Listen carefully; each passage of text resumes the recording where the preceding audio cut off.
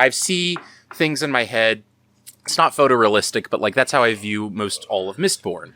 And then whenever we get to Zane, all of the beautiful art in my head and the like music that I put, the tense thing in my head turns into a child's drawing with crown and a little background music becomes Kazoo's every time he's on screen. I just imagine them like talking like a little crowd people because it feels like the quality of the writing has dropped from like epic fantasy to like bad fan fiction. Yeah. And then he goes off screen and it goes back to like this grim, dark, beautiful fantasy. Oh yeah, the second he's off screen, it's so much better. Like... Yeah.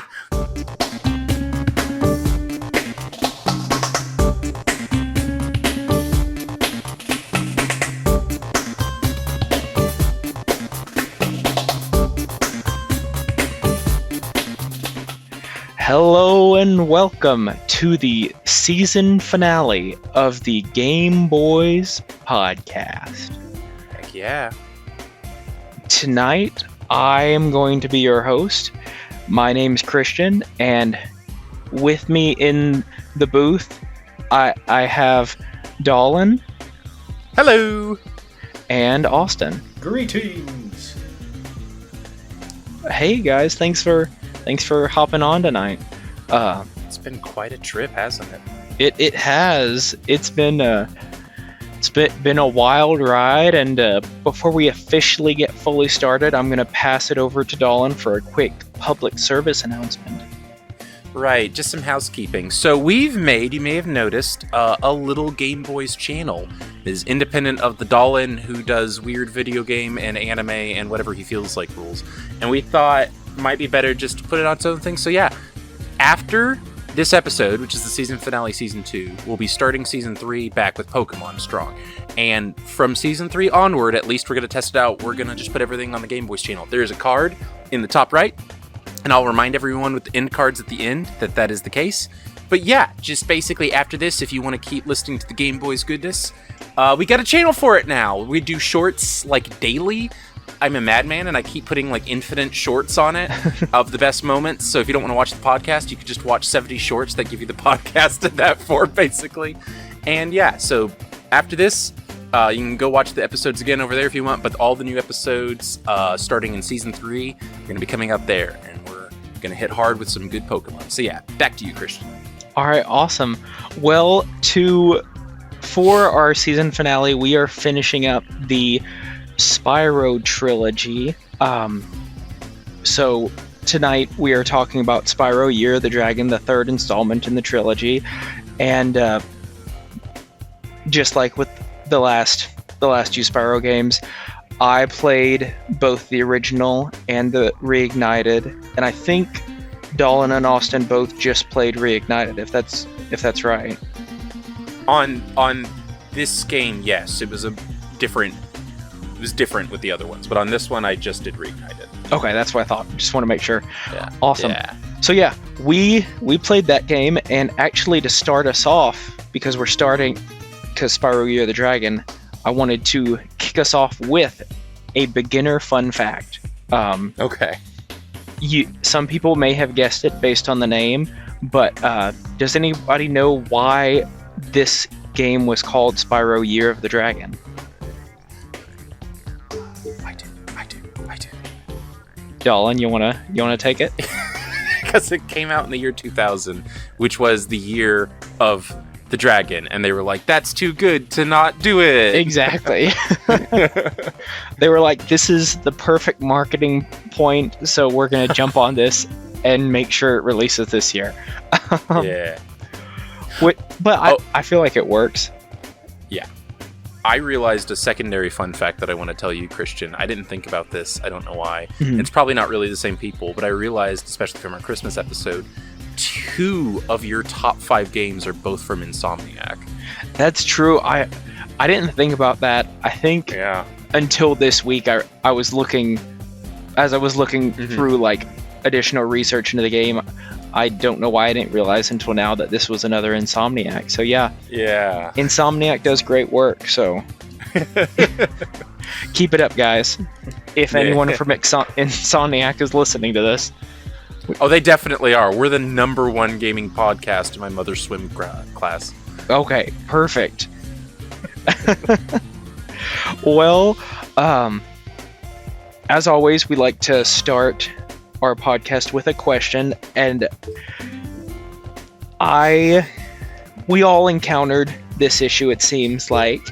The Reignited Trilogy has a lot of pros and a lot of things that were done really well with it. One thing that they did not do so well is they left a lot of room for glitches.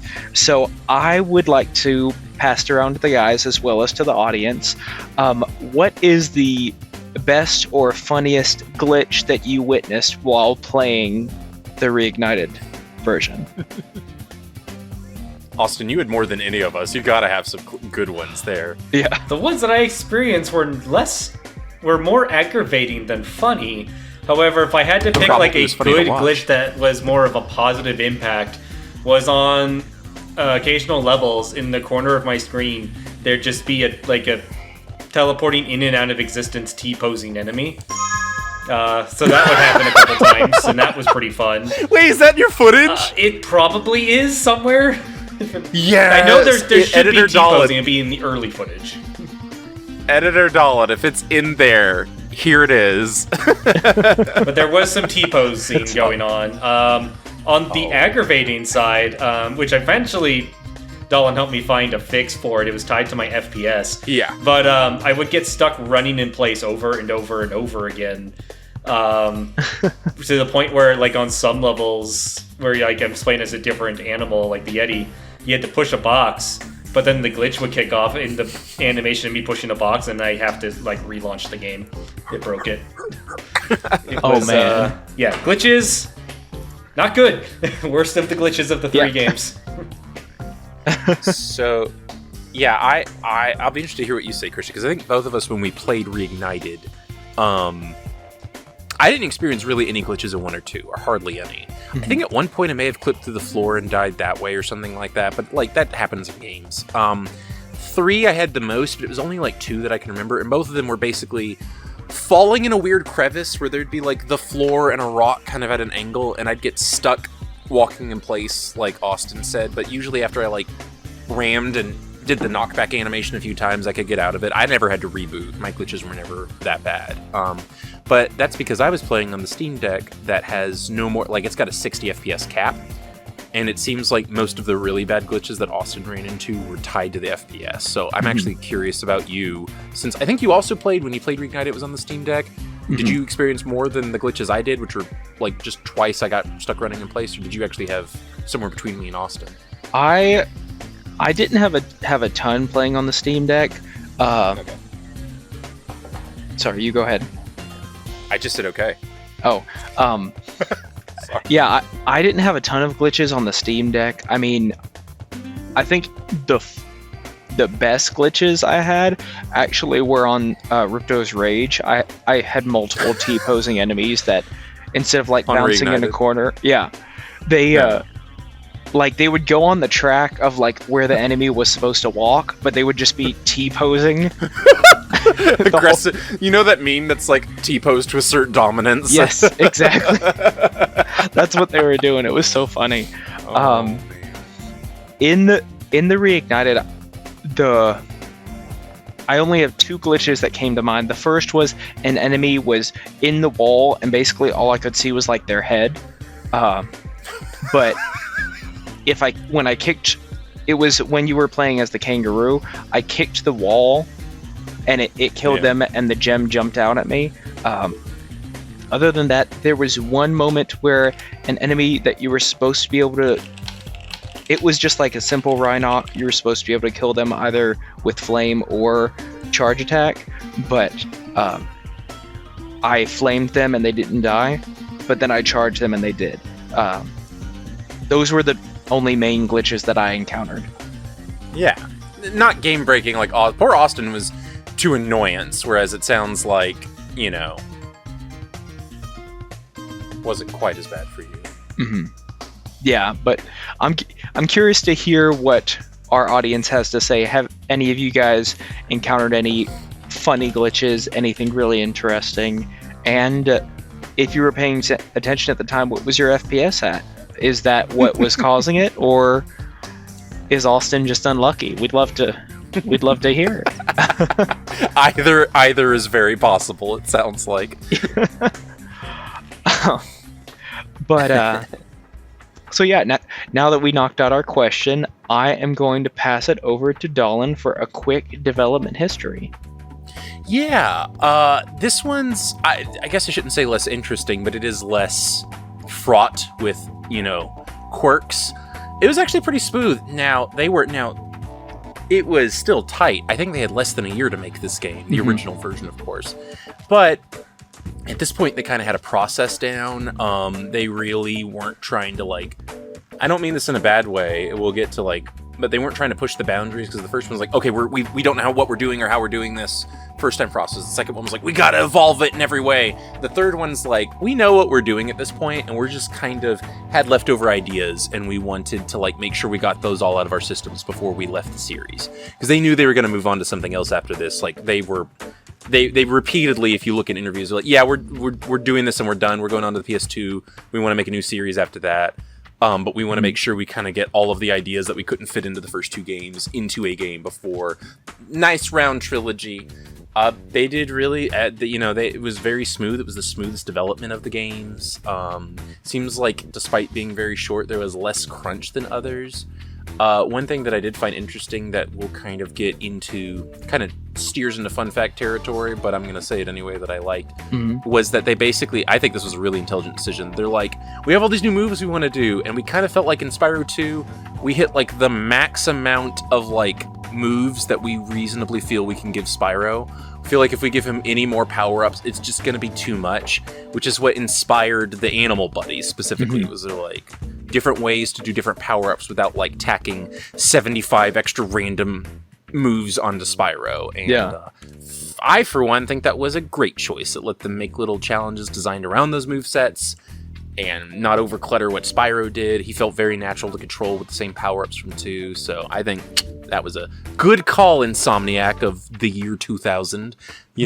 Nearly a quarter of a century ago. You guys were on it. Yeah.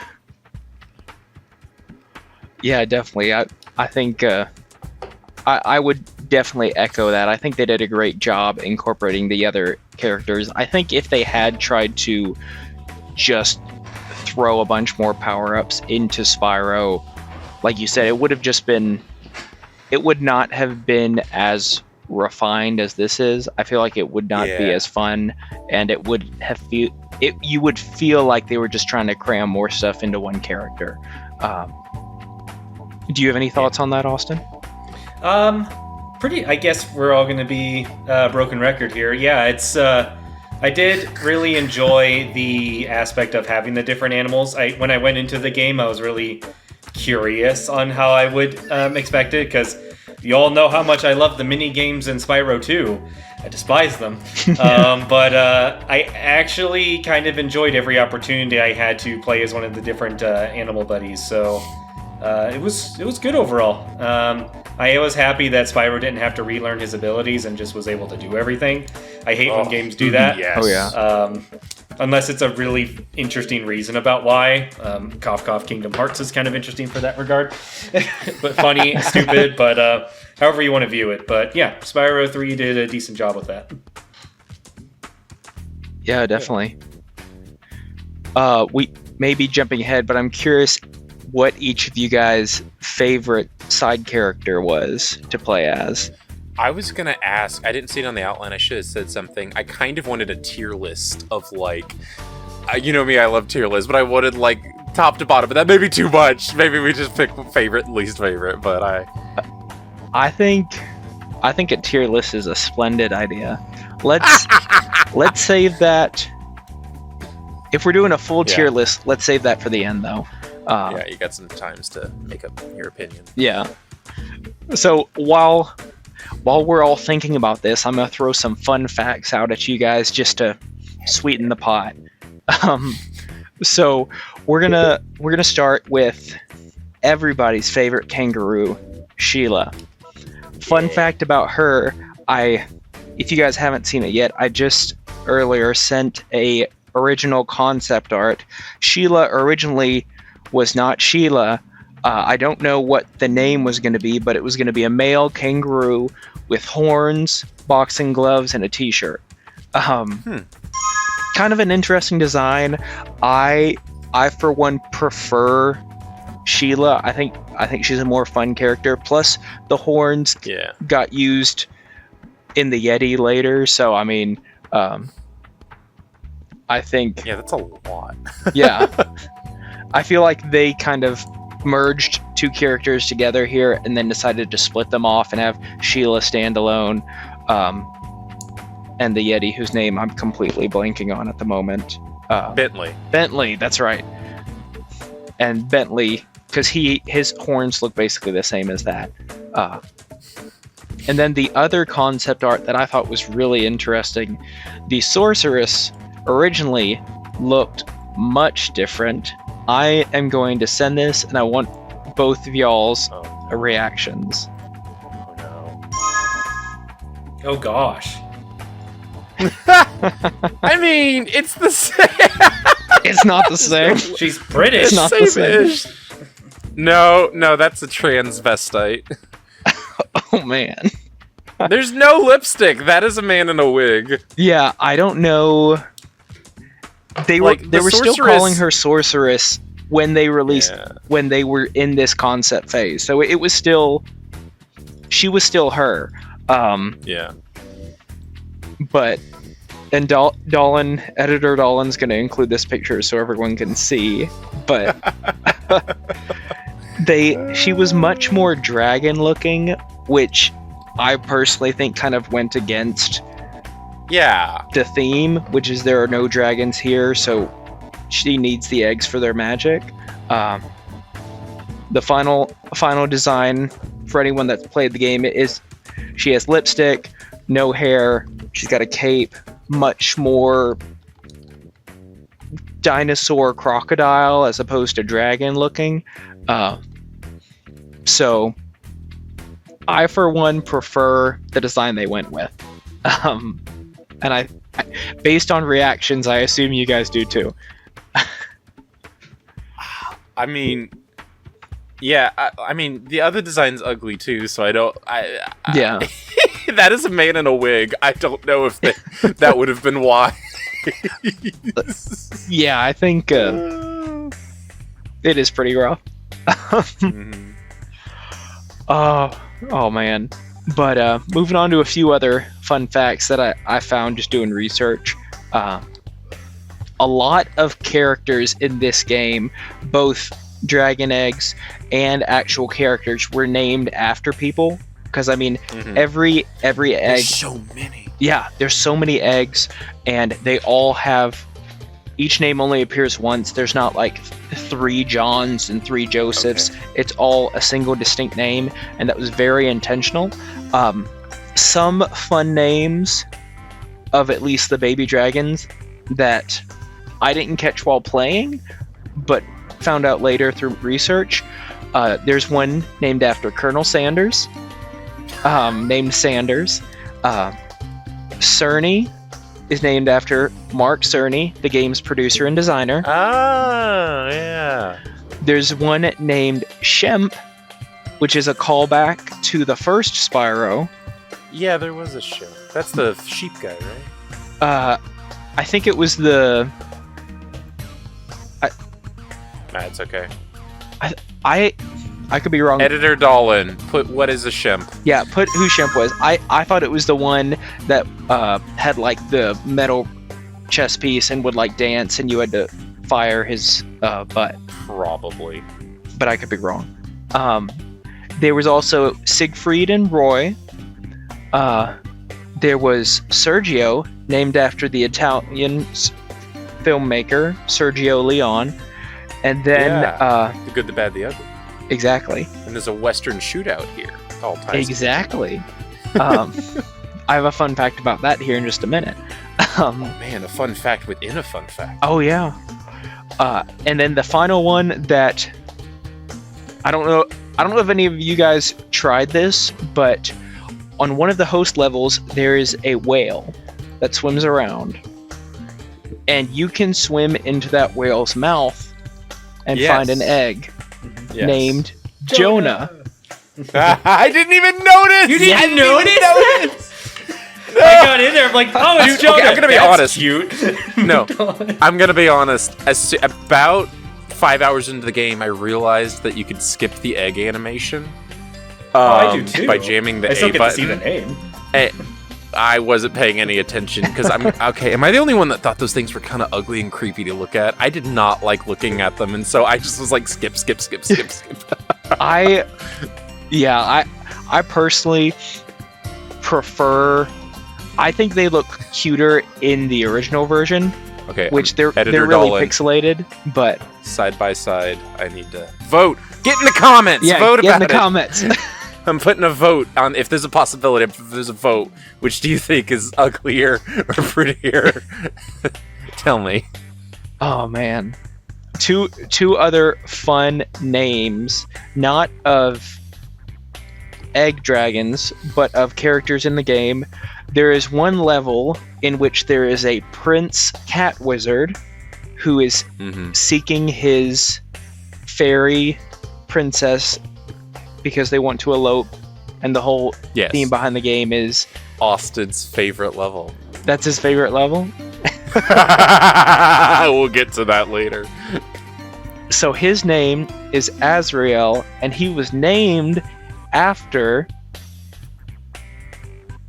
the wizard. A demon. Oh. Well, yes, but at least from what I saw, he was intended to be named after the cat wizard in the Smurfs. Oh, which is named after the demon. So yeah. Sure. And then the other one, and I sent a message about this in the chat because I was curious if Dolan had noticed this. There's one level. Yeah, I had. You start, the mouse is like, hey, I need help finding my girlfriend. Right. You go through, there are these scorpions, and when you finally meet his girlfriend, her name is Tara. Okay. And she's often referred to as Tara Croft. Oh yes, the obvious Tomb Raider reference that I commented earlier in the chat. I missed it entirely. I'm gonna be honest. I just zoomed through this game. Her literal line is like, "I've spent this whole time moving boxes in this tomb, and you're just here to collect the treasure. Fine." In a British accent. I can't believe I missed that. Yes, in the outfit so of funny. Lara Croft as well. In the I was not paying any attention. That is too funny. It's hilarious. Oh my word. Oh man. The other where was I had it somewhere in my notes. A few of the mini games, because we were talking about the shootout, a few of the mini games took inspiration from other games that were released at the time or around the time that this game was coming out. One of the inspirations was Doom, which inspired some of the fun first-person shooter parts. Did either of you guys get to those mini games? I did. I 100% of the game. So okay. Yeah. So there were some mini games, specifically when you were playing as Agent 9, where for the sake of the mini game, it turns to first person, and you're like shooting. Research says that was inspired by Doom. The other very clear inspiration is Tony Hawk. For shocker. Skateboard. I mean the European cover art literally has Spyro on a skateboard, so it's not much of a hidden fact. But that was obviously taken from Tony Hawk. There's 2 sections of the game in which you are on a skateboard and perform, or at least hear a reference to moves that are called the Nasty Nork and the Raging Ripto. So that's a few just quick fun facts for you guys. quick synopsis of the game for anyone that hasn't played it. This obviously is taking place after the events of the first two games. Spyro is just chilling with Hunter in the Dragon World. This evil sorceress that's on the other side of the Dragon World, known as the Forgotten Realms. Oh, it's not a different world? I didn't even know that. So it's the same world, it's just like the opposite side of the world. Yeah. Is how they explain it. Because that world used to be fully populated by dragons and full of magic, and then they didn't. I don't think they ever explained why the dragons left, but the dragons all went to where they are. The sorceress scared them away. That was part of it, I thought, or some people before the sorceress. It was like, oh man, I wish we hadn't scared away all the dragons. We wanted their magic, but now they're I don't know. Yeah. So, for whatever reason, the dragons left, and the sorceress cannot use magic without the existence of dragons on that side of the world, because the dragons are their source of magic. So her idea is to kidnap all of these dragon eggs and just scatter them across the realm so that she can harness their magic and continue ruling that side. Spyro and Hunter, of course, realize that the dragon eggs are being stolen.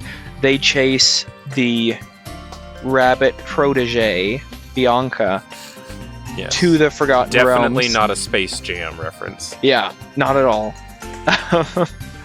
But they chase her, and throughout the game, you are rescuing these dragon eggs and returning them home and defeating the sorceress. That's a brief synopsis.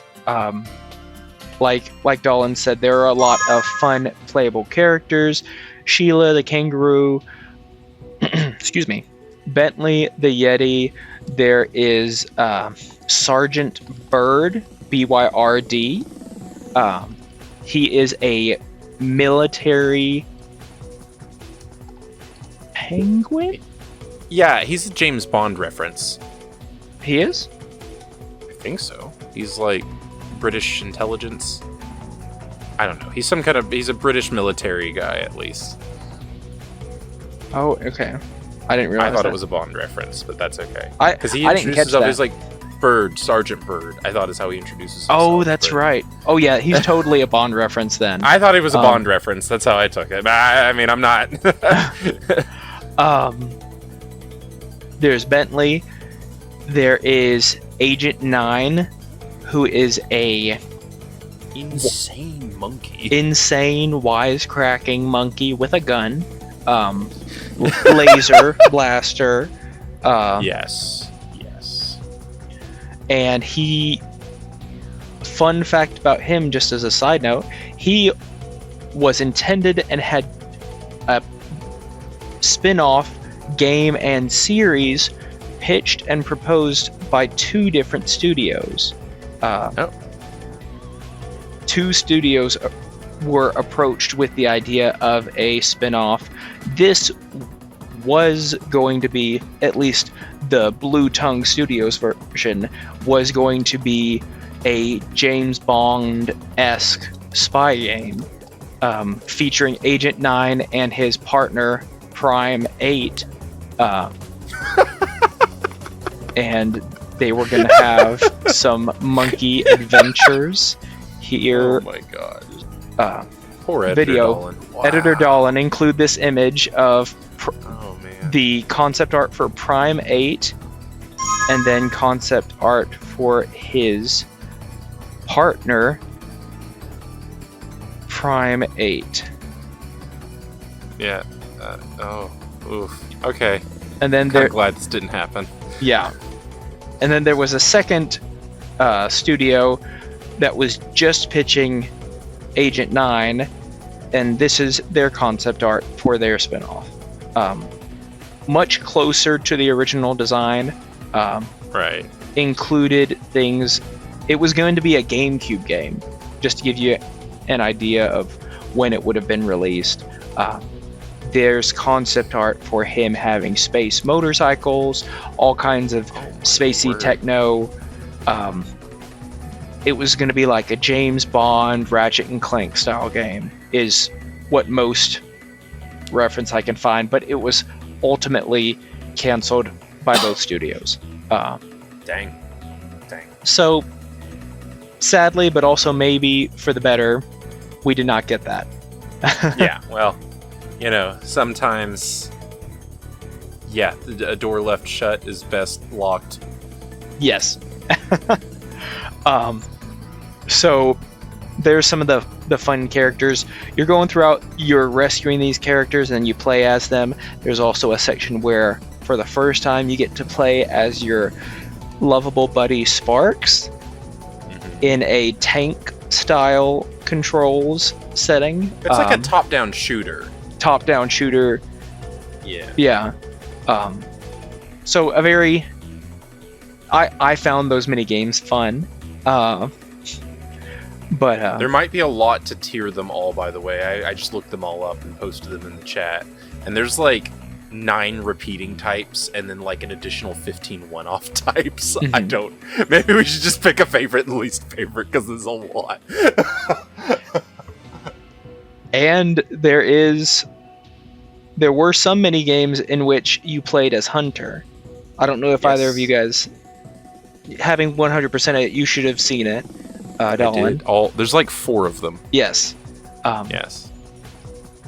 But they're hidden in the speedways, so Austin definitely found them all, because that was his favorite type of level, or the flying levels. I have always, across all games, I have never been a fan of the speedway levels. Yeah. They have their place, just to make you frustrated. Okay. Was it... I may be mixing them up. I think it's... This is probably Spyro 2. Do you remember that one level that's like a main Spyro level? It's not a speedway, but like at the end of it is like a flying/fire power-up. Yes. That you could use. I wish the speedways were more like that, where there was like a challenge gauntlet to get through, and then you get to the end and you can fly around kind of freely and go to corners and find things. I feel like that would have been way more fun personally. Because I didn't mind flying around and doing objectives when it was kind of more freeform.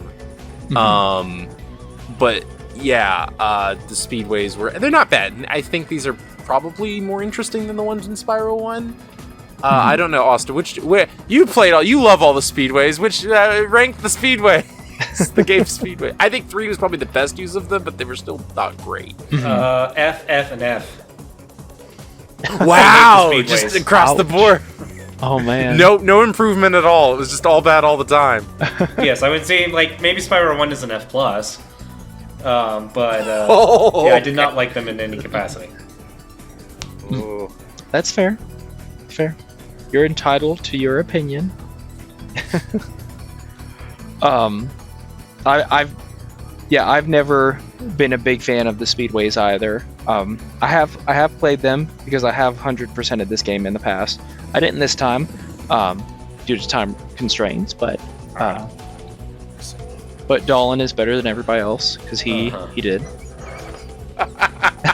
Well known. Yeah, that's what everyone thinks. I was about to say something about the speedways. Oh, not about the speedways, but about the supercharge, the dual power up that you referenced.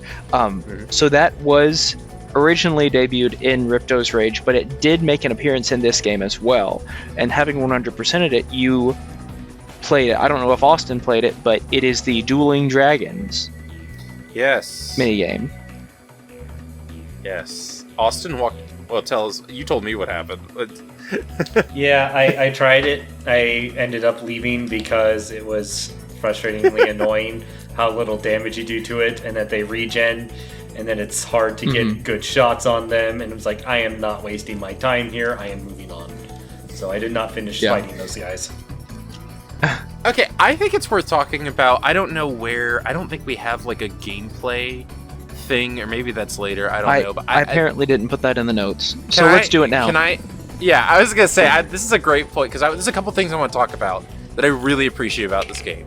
Because one of the things you just mentioned, like, it feels like we're dogging on the game by constantly going like, yeah, we entered this level and it sucked, and then we left. What I like about this is how it's structured compared to the others, and that it gives you way more choice, and it makes that choice way more obvious up front. Because like all the other games, there's like multiple like currencies to keep track of. It's like, oh, you have to have enough gems, and then you have to have enough talismans, and you have to have enough orbs, and like I'm not sure which one's the most important or how many of each I need to have. Yeah. This one simplified things so much. It got rid of even the stupid even in the second game, they're like, oh, killing enemies doesn't give gems, it gives this other thing that sometimes unlocks doors or power-ups. Like, no. This game cut all the bull crap. It's like, there are two things you need to care about. There are gems, and they're the easy little coins. You will need them, but they're mostly just freebies. You get them if you feel like it. Then there's eggs. That means you did a challenge of some kind. That's your Shine Sprite, your Power Star. And it was so much easier to, like...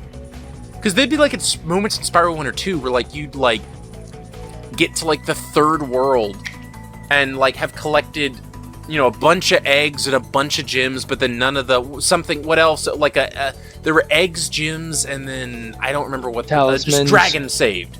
Dragon saved. Yeah. And so it's like, I'd saved a bunch of dragons, and I got a bunch of gems, but I didn't bother to do the egg challenges. And then one of the gates to beat the game is like, did you save 2/3 of the eggs? And it's like, no, I skipped those challenges because I didn't like them. And it's like, sucks to be you, go back and get, like, and this didn't do that crap. It's like every big challenge is an egg. And so I didn't have to go and do a bunch of challenges I didn't like.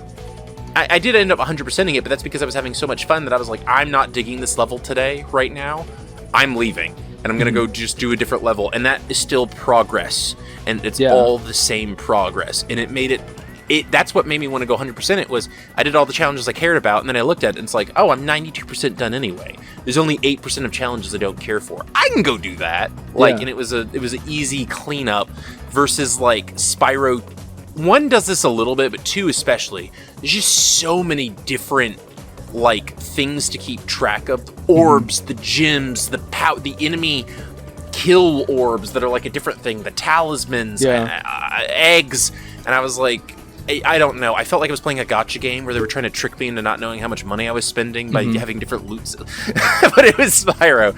And so I really think everything about this game, like, there's a bunch of intelligent decisions we can get on, and I don't want to rant forever. I want to hear Austin's thoughts on the gameplay, especially. But I think every decision gets a +1 from me because all of it feeds back into you're only getting gems or eggs, and you have total control over.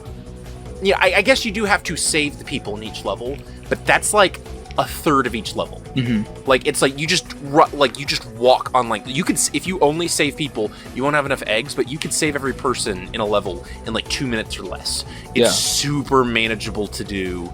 And so then you really get to choose what mini games out of the 500 mini games that you care about and want to focus your time on for progress. So that's my big thumbs up to this game. I think it nailed the progression. I'm curious, Austin, did you notice any gameplay, like, or level design or that kind of refinements, or, you know, what's your... I'm curious what you think about this game. Yeah, so I will start by repeating some similar stuff that you said. Again, going back to Spyro 2 podcast, my biggest issue with it was not exactly knowing what I should be focusing on for progression. I thought getting some of the orbs every so often, like, okay, I'm doing some of the extra stuff, that might be nice. But then I'm getting all the talismans, and I thought talismans means progression, because that's what it kind of framed it as. And I reached the end of the game, it's like, congratulations, you have less than half of the orb random crap that you need to finish the game. And it completely tanked my enjoyment. And that is not even remotely a problem in Spyro 3. Progression makes sense. I still was working on some of the side content, but not like insane at stuff, kind of the similar way I treated Spyro 2, doing some optional content as I popped up that I wanted to do it, but just kept going through the main game. And when I got to the end, it's like, oh, cool, I only need 11 more eggs, and then I can fight the final boss. This is doable. I'm having fun. continuing on to the gameplay in general, I did like the minigame animals. I was really scared that I would probably hate the minigame, but getting introduced to Sheila, which I'm already going to spoil my answers on which is my favorite. I think gameplay-wise, it is a tie between Bentley and Sheila for playing as. For specifically gameplay purposes, I have different opinions on personalities. But playing them, I enjoyed their levels the most, mainly because, stomping on enemies to death or kicking them is fun, or bonking them with a giant hammer is fun. The only animal I did not like for gameplay was I did not like Bird.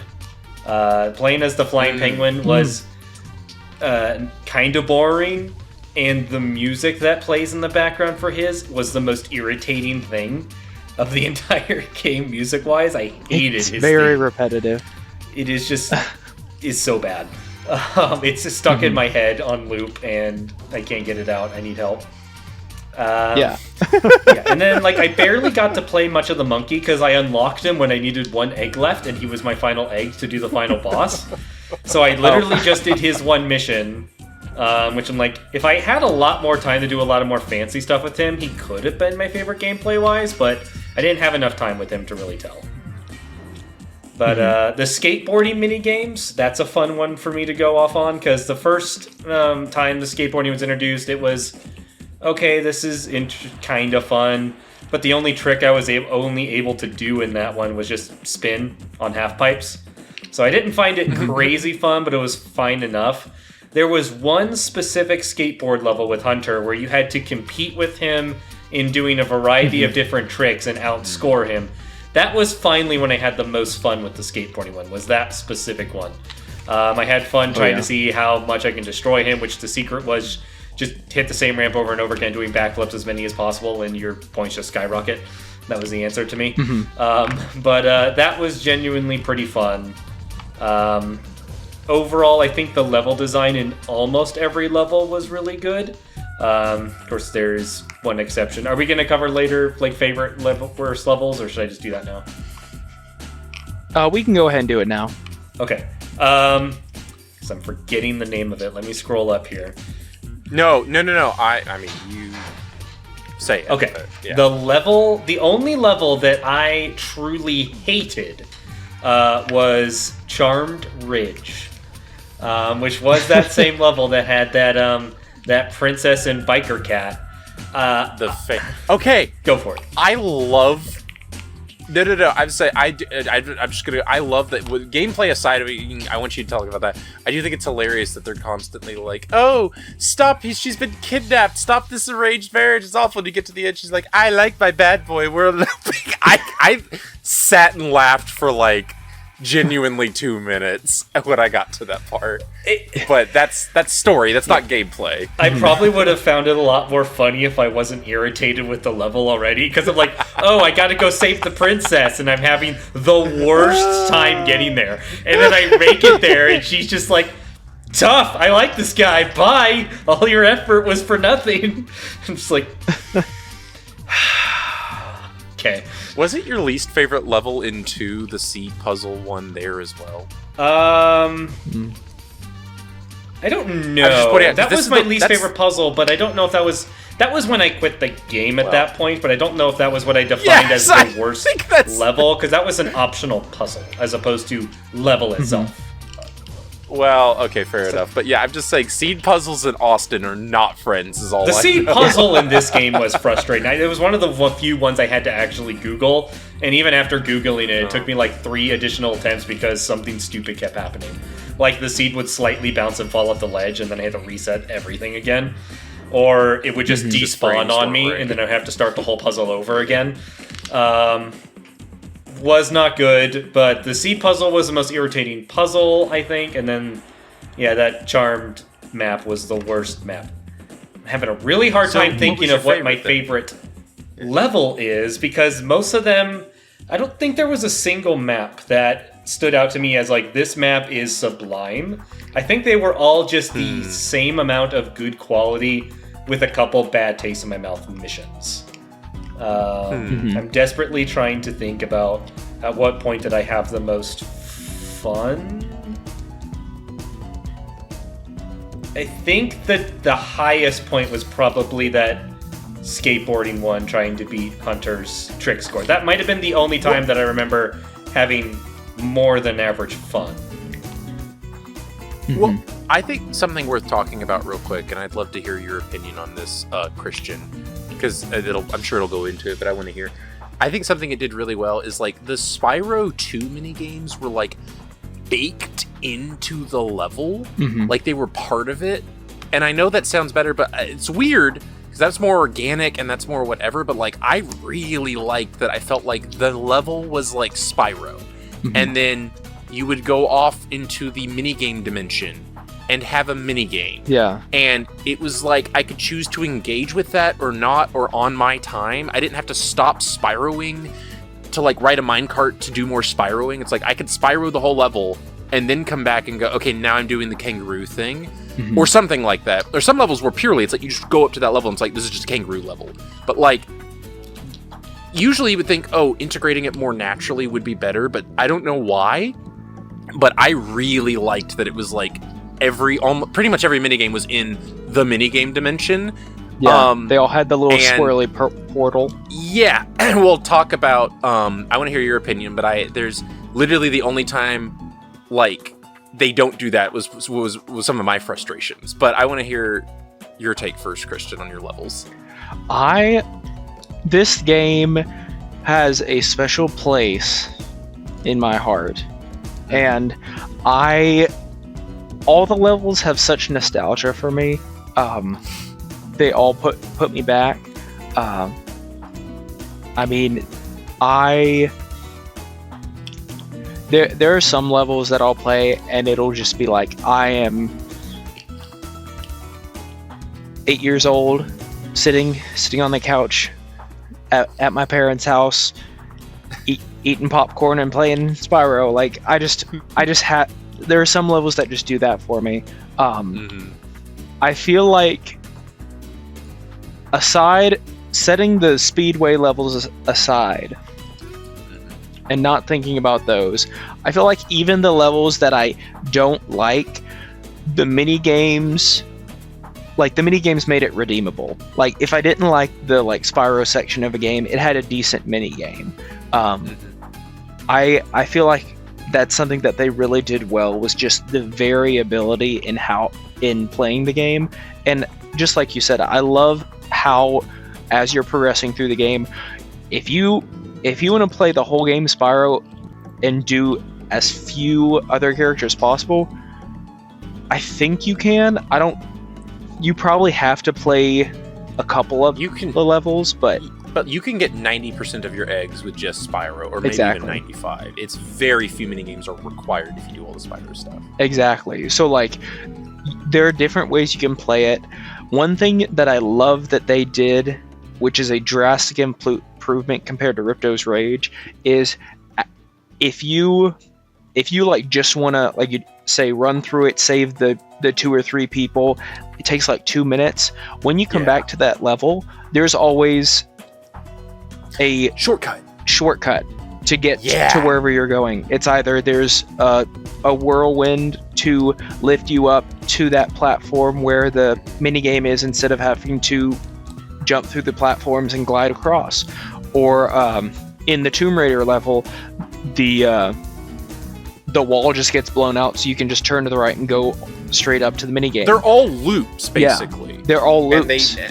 And they make a way where you can go to the like, so you pretend you're going, like, I'll just say, like, counterclockwise is how you beat the level normally. Once you save your guy, you can always go clockwise. You can go the other way. So you can get either side of the level, like, you can get anywhere in 2 minutes or less easily. That's a good point, Christian. It drastically improves the gameplay and removes that feeling of, oh, I missed an egg, I gotta go back and go through this whole level, beat all of these enemies, because I can't just go over to this portal that I can literally see from where I spawn. Like, that is...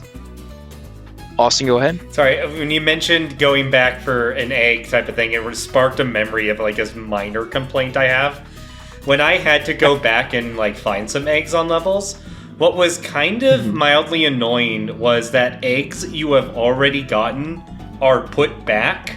And then you can't, like, if you can't remember which eggs you got, if you see an egg, like, an egg I forgot, you already have this egg. It's like, or I do a mini game. It's like, here, do this mini game and we'll give you an egg. And I do the mini game and I see the eggs. Like, congratulations, but you've already done this. So it's like, I have to take random guesses on which eggs I have gotten as I'm backtracking. That was kind of annoying. Mario 64 did have that fixed, like, 6 years earlier, where after you got a star, it would be blue in the level, so you could know that was one you had already got. That is, I agree, that's a valid complaint. I didn't think about that. I'd honestly forgotten about that part, but yeah, that is a frustration. I'm sorry that happened to you.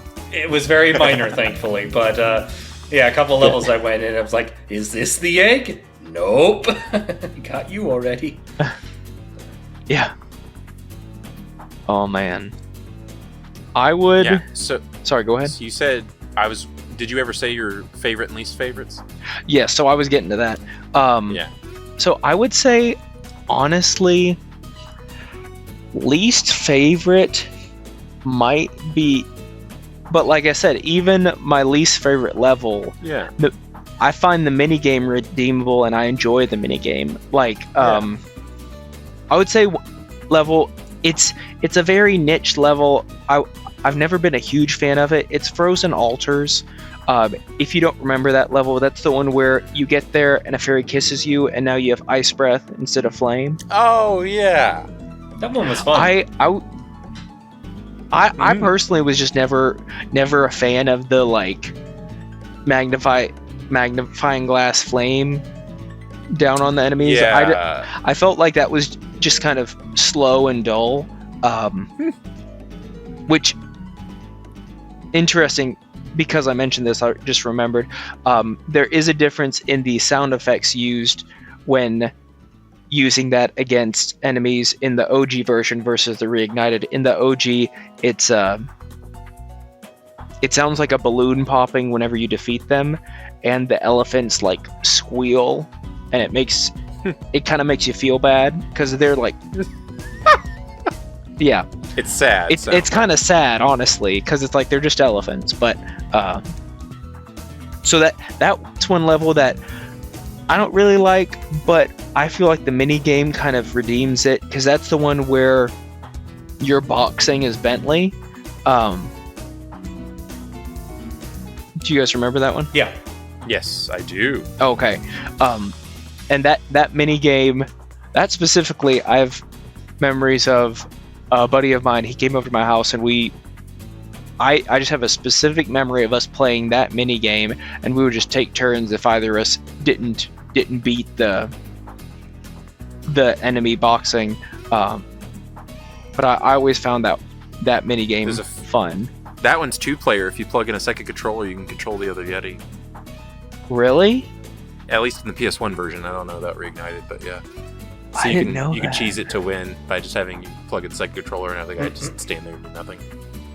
Interesting. All this time. So we were just passing the controller back and forth when we could have just fought each other? Yep. Dude. Yep. Oh, that's crazy. Go find him. Oh man. Yeah. I mean, that's good. So I mean that I'd probably say is my least favorite level, but it has the redeeming quality. Favorite level? I have a lot of levels that I really like. Just to name a few, I've always liked Dino Mines. I feel like that's a fun level at the end with the dinosaur enemies. That's one of the ones where you have a first-person Tech 9 shooter at one part in it. I think that one's pretty fun. Haunted Tomb, the mummy theme of that, and having to solve the riddle at the end. Did anybody struggle with the riddle on there? No. I think he gives you 2 riddles, right? He does a couple questions, if I recall correctly. Like, he asks you a question every checkpoint. That almost became my least favorite level. Dealing with the mummies that you had to pick up their like projectiles and kill them with was kind of annoying to figure out. Took me a while. Yeah. And I didn't quite like the time doors that much, but it wasn't enough to be like too big of a negative impact. Funny enough, I was just kind of skipping his like riddle hints and just guessing the answers, and I didn't miss somehow. So I was happy that there you go. I got to the final end. He's like asking me something. I'm like thinking, crap. This one? Yay! Moving on. But yeah, that one was an one to me. Mm-hmm. The other two that like specifically stick out in my mind are Fireworks Factory. I know Austin wasn't a fan of it, but I love the Twin Dragons minigame. And I just love like the theme of that level. You get to see Handel and Greta again. Yes, you do. And then the other level, it's a Matrix reference, right? Or was that last time? That was a Matrix reference because she like dodges and like does backflips. It's. I remember seeing it. Like, am I tripping? What happened here? There were so many parts of this where they were just like, let's just throw in a fun reference here, a fun reference there. Yeah. I absolutely love that they did all that. You can tell that the developers had fun while making this game, and it wasn't just like, let's crank out a game. Oh yeah. And I really appreciate that. The other level that comes to mind, I know we said favorite level, but I just have a lot of levels that I think of like, oh, I really liked that. Bamboo Terrace, the one with the pandas. Do you guys remember the one with the pandas? I think so. You get to play Bentley part of that, right? Yes. It's like a ball rolling challenge. Yeah, I do remember that one. That's another one that I've always enjoyed. Fun fact about that one, the like charging enemy is like an ox in that. Originally it was going to be a tiger, but they changed it. I don't know why. All right. Nice. Yeah. Okay. So wait, I have favorite levels. No, you don't. Oh, you didn't. I'm so sorry. I didn't realize you hadn't gone yet. I've been getting them ready down here. Actually, I'm so sorry. I'll be quick. I'll be quick take since all I your take time. too much time. No, I get it now. I'm moving right along. No, so least favorite. You did a few. I'm gonna do a few quick, but I'm gonna. So the number one that sticks in my brain, it probably isn't the most frustrating, but it was when I realized that I was gonna have to Google some. Enchanted Towers. Walk through this with me. So the minigame's fun. Skateboarding minigame's fun. So you go there, and there's the little flying dragons, and you're jumping from place to place, and it's got like collect 7 bones, around the place. It's a pretty fun level, actually. It's very free and open. But like, there's a lot of stuff that's taking pot shots at you that's really far away, and they give you these little like spit ball things that you can use to hit long range enemies, but there's a bunch that are taking pot shots at you that you can't hit no matter how hard you try. And there's a few balloons that are just too high to hit. And I kid you not, we can look at the footage, but like at least 40 minutes. I went back to this twice. I probably spent over an hour trying to get all these things before I finally just was like, screw this, man, I can't figure it out. And I Googled what was going on after spending over an hour. And this is one of like 2 levels in the entire game where the partner little animal buddy does not go into the minigame dimension. You walk through that portal, in walks Spyro, out walks Sergeant Bird, and surprise, you were never, ever supposed to get those as Spyro. You're supposed to free fly around the level as Sergeant Bird, which would have been fine, but I was like, I want to do the Sergeant Bird thing after I finish the Spyro stuff. And so like, I ran around that level like genuinely like 20 times trying to figure out like what ledge I was missing before realizing that you're supposed to free fly around to Sergeant Bird. And it made me angry because I felt like they broke their rules. Like the one thing I liked was like, these are Spyro levels, and then there's like Animal Buddy levels, and like twice for no reason they break that rule. And if I had known that, it's actually not a bad level, but I was just mad that they broke the rule, and so I spent an hour circling trying to figure this out because I was like, no, I'll do the Sergeant Bird section later. Turns out it was the Sergeant Bird section all along. So that's the real one. Honorable mention, I think this is actually Austin's least favorite level, even though he didn't remember it. Spooky Swamp's actually really fun. That stupid mushroom minigame where you're stomping on things as Sheila. I like most of the Sheila levels. That one's a little bit easier if you realize that like the first guy just always follows the path, and the second guy just always follows the rock that's next to the path, but like you wouldn't know that except for trial and error. So it's just a time waster. It's mostly harmless once you figure that out, but you know, I was like, come on, guys. And I don't know what I was doing wrong, but I actually didn't have the problem of, oh, there's a secret animal buddy, but Lost Fleet, I also got stuck in for like an hour and a half. I don't know why. I think I was just stupid. Like, I don't think there was like, I just couldn't figure it out. I wondered that vividly. I went through like 8 chapters of my audiobook, like trying to just figure out where the last gems were on that. That was just bad. It's not the level's fault, so that's an honorable mention. Very quickly, my favorites. It's really early on. No, I remember now. I looked it up. Sorry, I did look it up. I was right. This is in Spyro 3, not Spyro 2. Crystal Islands is the one I was thinking of, where you go through like a fun like challenge with a bunch of floating islands, and then at the end there's a flight power-up that like opens up the whole level, and you get to fly around and like find stuff in it. That wasn't in 2. That's in this one. That's definitely my favorite level. I wish more levels did a thing where you like had a gauntlet, and then, you know, it's like a very controlled, intentional gauntlet, but then at the end it opens up and it's like, hey, Spyro could fly, and you don't have like a flying level. You just let Spyro fly after you've beaten the difficult part, let you fly around and collect some extra goodies. I wish if the flying had been incorporated more like that. I feel like I didn't hate the speedways. I thought they were fine, but I feel like that was way better. So I wish more levels had done that. Honorable mention to Sunny Villa. It's very, very early on, but it's just a great opening level. It's artistically really fun. It's open. It introduces the skateboard minigame, which was one of my favorites. So it's just a standout level. And Sheila's there too. So it's like, I remember that early on I think that was the level I was like, I'm going to like this game. So I was like, oh, this Spyro is really fun. This Spyro part's really fun. Oh, that skateboarding minigame was surprisingly fun. Oh, playing as the animal bunny Sheila was really fun. And I was like, all right, I'm going to have fun. Because that was like in microcosm, the whole game, like on a platter. So those were my favorite and least favorite. I think they did good. I like it. That's awesome, man. Those are all good ones. Curious, before as we are wrapping up, I realize one semi-large portion of the game that we have not referenced. What is everybody's opinion on the boss fights?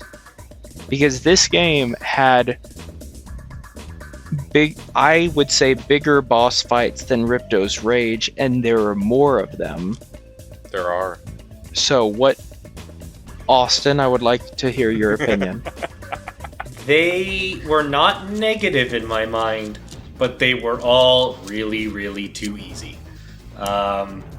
Especially the final fight, which, like, in most of the fights, my tactic was run in a circle until thing fall from sky, hit boss. Sometimes the boss would do something that I have to turn direction or change speeds, so I couldn't just brainless run around.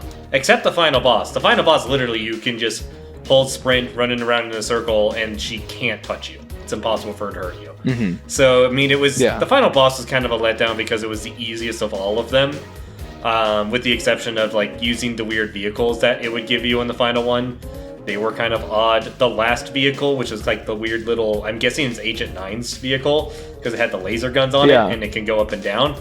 I hated that vehicle. It was really hard to control. But it was so hard to control that the boss couldn't handle it either, so I couldn't get hurt in it. But I had a really hard time shooting her. But, the boss fights were not infuriating or negative, really, but they were just, like, quick little things that presented not really any challenge, in my opinion. Okay. Can I tell you something that's gonna rock your world? They were easy because skill issue. And I know that sounds backwards.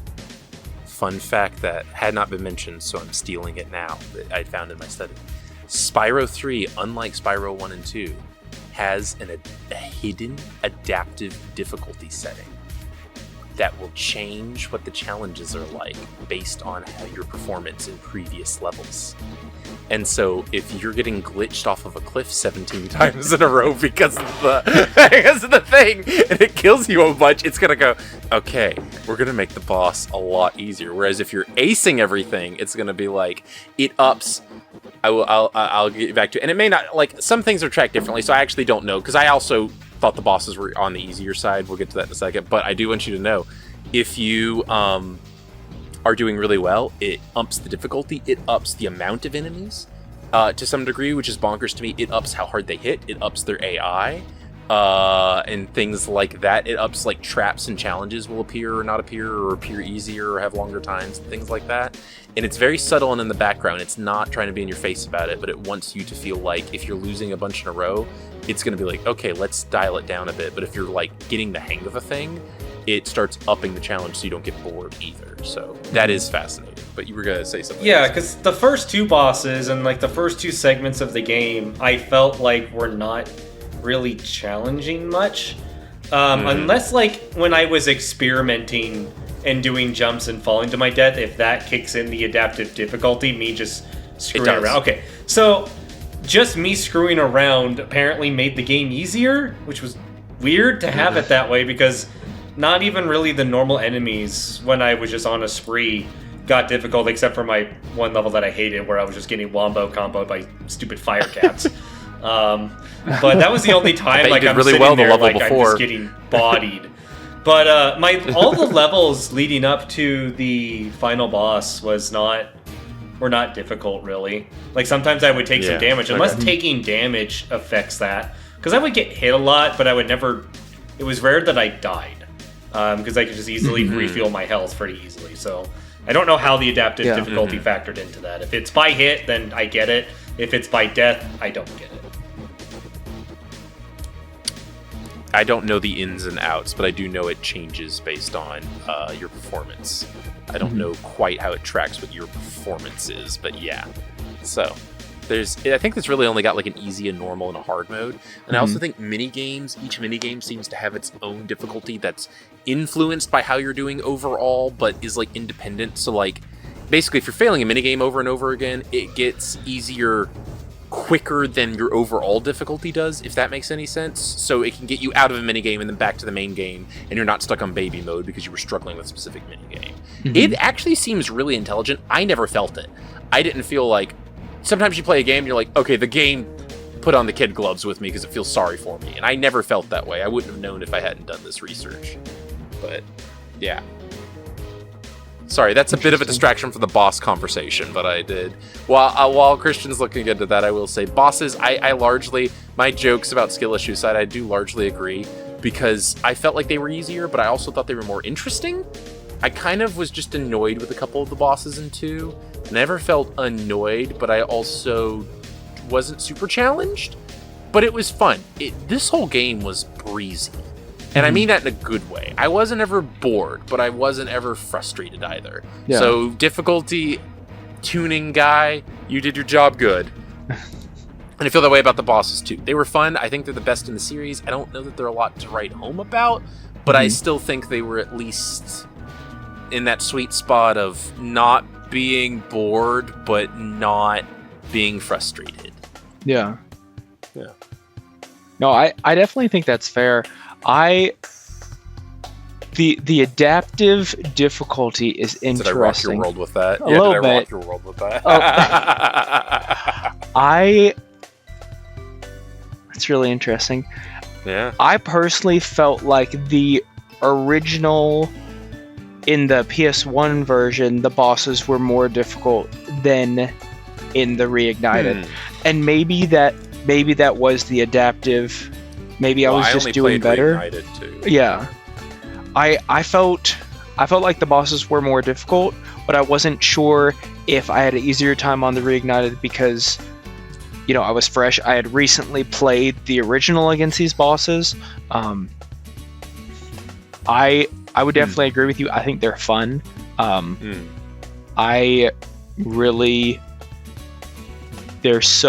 They're all very different in, like, their designs, and they're all very different.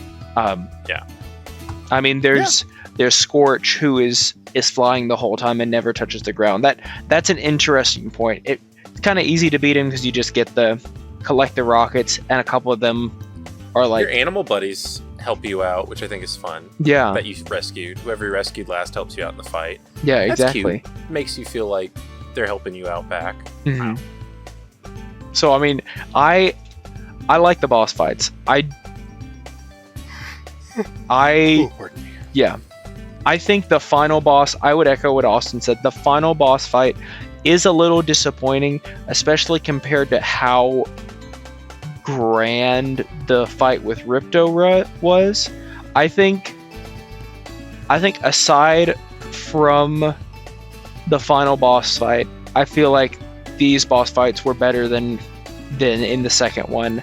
But I wish that fighting the sorceress was more similar to fighting Ripto, because fighting Ripto, you had 3 distinct stages of the fight, or with the sorceress, it was really just the one. I have a question. Yes. Because I did not 100% 2, and you did not 100% 3. What? Did you fight Ripto again if you 100% 2? Did you fight him again? No. Yeah, because you fight the sorceress a second time if you 100% 3. That's right. You do get like a very... Like, it's a much harder boss fight. It's weird, though, because it's entirely UFO combat, which is still weird to me because that's not... Yeah, like, you hop on a little hovercraft and, like, you fly it around like an electrified arena while there's acid under you and she's trying to shoot you.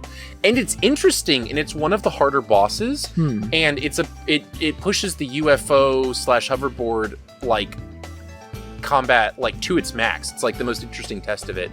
My one complaint is that, like, I don't like it when final bosses... I'm fine with other bosses, but I don't like it when final bosses are a test of a skill that the main game has not been training you on. Yeah. Like, if we've been playing Mario and then the final boss is like a chess match, like, it can be a really interesting chess match, but, like, that's not what you've been teaching me, game. And I feel a little bit like that, where it's like, you've not been training me to be an ace UFO pilot. That's not the game we've been playing. Mm-hmm. But if I view it as, like, kind of a fun bonus challenge instead of, like, the penultimate secret true final boss, it's way more interesting. So yeah. That's a really good point. Yeah, well, okay. Yeah, he's making a reference to Kingdom Hearts, because you start flying at the end of the Kingdom Hearts. The actual one I was thinking of was Sonic Frontiers, where you're playing a Sonic game with some fighting elements the entire game, and then the original final boss before the DLC, it changed into a shoot 'em up on the last level, and there had been one random shoot 'em up level, but at the end of the game, you've been playing a Sonic game, and then the final boss shows up and says, "I am unlimited power," and then it just becomes a bullet hell shoot 'em up that you have to win. And, like, it's not a bad bullet hell, but it's like, we were playing a Sonic game, so I don't know. At least Kingdom Hearts, like, it's aerial combat, which is not the main combat, but there were at least 2 worlds, because the underwater world, water and air were the same. So, like, there have been at least 2 worlds that did train you in it, even if it's a little bit random. Sonic Frontiers is just straight up, like, different genre now. That's off track, though. It's not... The Spyro fight is not as bad as all that, but I did get the same vibes of, like, this isn't what you trained me to do. Oh, well, but as a challenge in and of itself, it was pretty fun. And it was a lot harder than the final story boss, the rematch was, so... Okay. Yeah. Was there anything else that you experienced in the completing 100%, and anything else that was added on? Is this a segue question, or do you want an honest answer? Yeah, tell me what happens when you 100%. So you fight the sorceress. What else? Yeah, well, basically you just go into a world, and it's like Bianca's like, "This is the last world. Go crazy." And like all the other Spyro games, when you get to that secret world, it's like just Gym-a-palooza. This is just like there's literally like the thieves that run around, but you have to hit them 8 times, and they like don't get iframes, so you just like.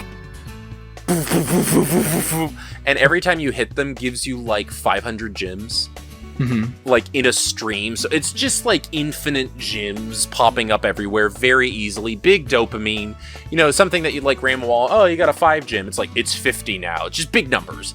And it's a very little easy level. Then you fight the sorceress again on the UFO over the acid with the electricity going around. It's not super hard, but I died, I think, twice, which was more than most of the things. And then you get a final cutscene. Should I say it? Do you know? Lay it on us. Okay.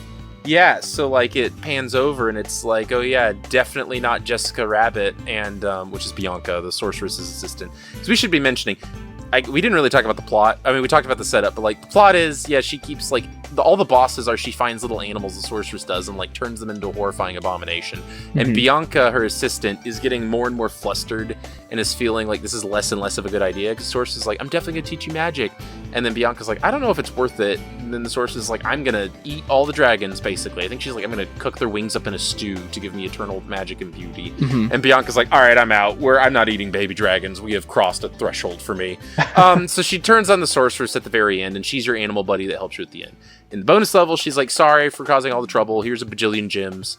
And then her and Hunter, who have been kind of like, sparking a bit of feelings as the game has gone on, they get a moment to kind of hang out, and it's like, Spyro's like, yucky! Can't believe Hunter would like a girl. Girls are gross! And then, Fiona? The fawn from the second game. Alora. I think her... Alora, I'm sorry. Alora shows up, the fawn, and is like, I don't know, I think it's kind of sweet. And he's like, well, whatever. Glad you're not into that gross romance stuff, are you, right? And she kind of blushes and is like, yeah, why don't you come sit with me? And he's like, okay. And then they sit next to each other as fireworks show in the sky. And it's like, he's still too young for romance, but like it's on the horizon is kind of like the implication. It's cute. There's not much to it, but it's sweet. Yeah. So that's the 100% ending. I don't know how different that is from the That's exactly what I got. Cool. It's the exact same then. Awesome. Because I'm like, I got that whole thing. Spyro's going like from friend to friend, like, where's Hunter? It's like, everyone's like, we can't tell you that. Maybe I got something cool for 100%ing it. My bad. On the castle, enjoying, kiss, smooch. What I find funny about the Spyro thing is like, oh, Hunter, I can't believe love ruins a warrior. That's how he phrased it. He did forget. And then they sit together, and that was how it ended. So yeah, that cutscene's normal. It's not 100% one. Cool. I got nothing special then. I'm a sap. That's what happened. Well, you got the extra fight, and you also, if I remember correctly, don't you get payback from money bags? Oh yeah, that's it. Yeah, so I told you can like hit a bunch of people, like the egg thieves. One of the egg thieves effectively is Moneybags, and you can hit him like a bajillion times and get every gem he's taken from you in the entire game back. Yes. And it's a painstaking process, and the pain is for him, and the staking is from you to him. He's just like hit him a bajillion times, and he's just in suffering, going like, like the whole time. Yeah. As a kid, just gems are flying out of him. That was so. That like made everything worth it as a kid to me. Like getting payback for money bags. That was just like such a dopamine hit as a kid. So I wanted to make sure that we at least mentioned that. Nice. Yeah. So that was cool. So. Yeah, but there's no different cutscene. It's just like you get to run around that world and get a bunch of dopamine from hitting things. As it should be. Awesome. I'm glad at least one of us 100%ed it. And that you're able to share that. So now we're on to ranking. Let's start with Dolan. Yeah. All right, not too much of a secret here. So yeah, we're ranking them all. I'm gonna Spyro 1 is like a B. I'm gonna say. I don't know what I said originally for Spyro 2. These have I have more fun playing with them, and then I kind of feel like I forget them, which is part of why maybe the ranks change. I don't know if they've changed or not, but if they have, they've gone lower, but not because they're bad. I haven't sat and thought about it and think, these are worse games than I remember. They haven't stuck with me quite as long as I thought they would, despite having a really fun time while playing them. But all that being said, I'd still say Spyro 1's like about a B. I had a good time.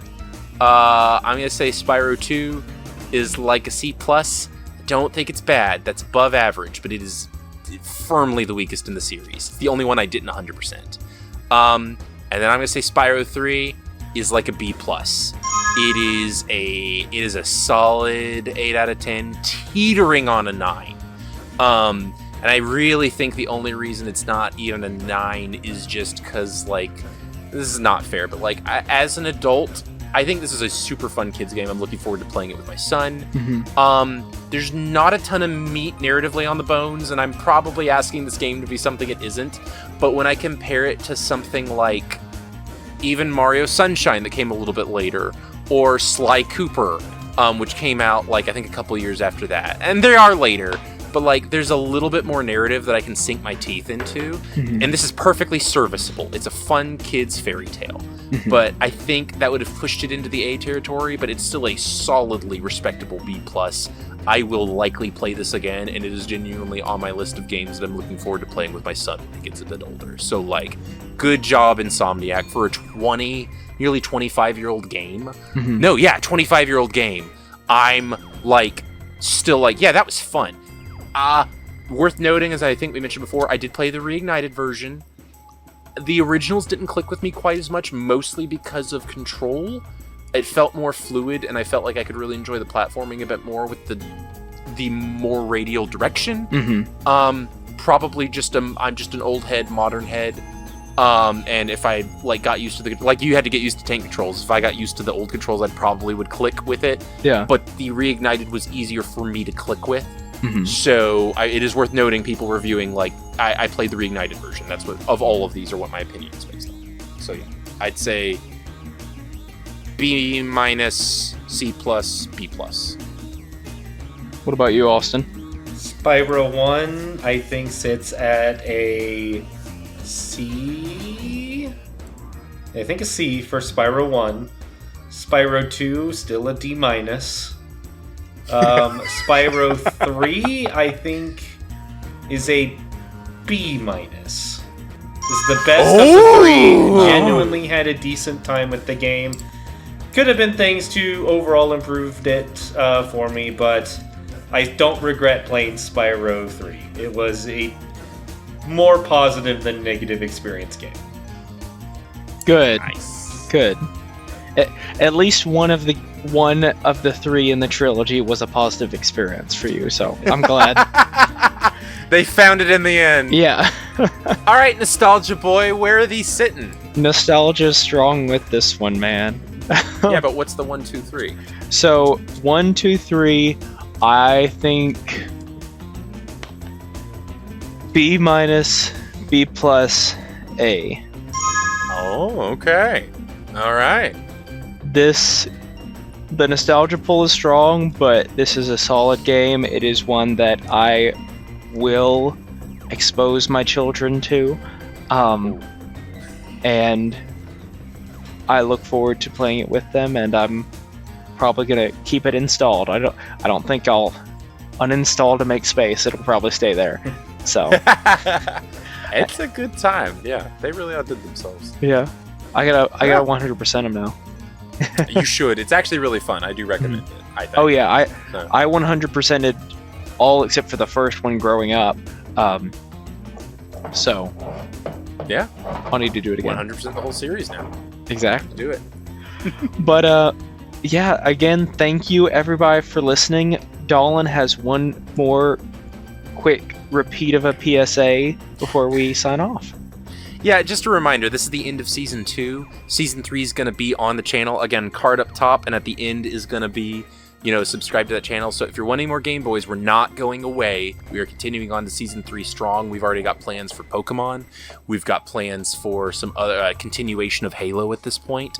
And then 2 other series I don't want to spoil that we haven't talked about yet publicly, but I'm very excited. We've got 2 new series probably coming to the fray. So it's going to be a good time. We're only working on improving. Austin's been constantly messaging me about, like, here's the things we can do to improve it. Christian's been talking to me about, like, social media stuff we can do. You guys let us know what you want to see and what you want to hear. But tell us on that channel, because that's where we're going from. Shorts daily, updated, all the old episodes will be there so you won't have missed anything, updated playlists. So hit us up over there on the Gameboys podcast channel. Give us a subscribe and tell us what you want to see. We're always open to that kind of stuff. So, sorry, that's the PSA. Thank you very much. Thank you very much, Dolan. And again, thank you guys for putting up with my nostalgia. No way, it's a great choice. I'm glad at least one of you thinks so. I think Austin liked the experience overall. He at least liked the last one. I just didn't like Spyro 2. The first one was still a decent experience. The third one was a positive experience. 2 sat really poor to me. That's it. 2 out of 3 ain't bad. I'm good. Well, again, just thank you guys. I appreciate it. Looking forward to next season. Looking forward to seeing what kind of adventures we take. And thank you everybody for listening. Hope you all have a great night. I'm Christian. I'm Austin. And I'm Dolan. Thanks, guys. Have a good night. See ya. All right, gonna stop the recording.